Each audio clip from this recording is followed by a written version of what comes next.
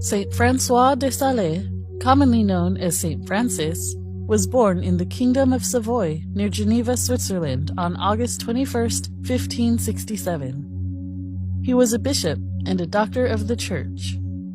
He had a vocation to the priesthood, but kept it from his disapproving family.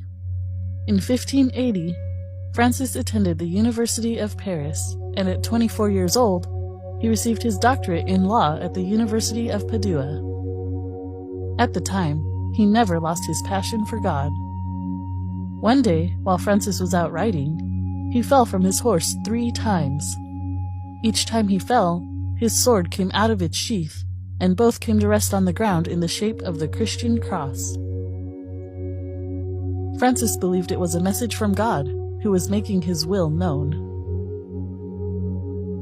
Francis became ordained to the priesthood and was later elected provost of the Diocese of Geneva in 1593.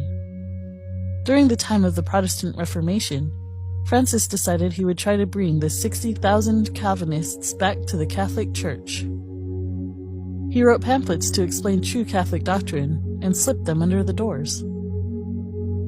In 1602, Francis was consecrated Bishop of Geneva, and in 1610, he founded the Order of Visitation. He laid the groundwork for teaching of the Second Vatican Council on what is now called the Universal Call to Holiness. His most famous book, Introduction to the Devout Life, was written for ordinary laypeople in 1608, not just the clergy and religious. As he became older and ill, he wanted to be a hermit, but he was more in demand than ever.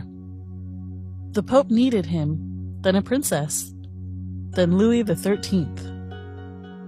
He ultimately died on December 28, 1622. Saint Francis de Sales was beatified in 1661 and canonized in 1665 by Pope Alexander VII. Saint Francis de Sales is the patron saint of Catholic writers and the Catholic press.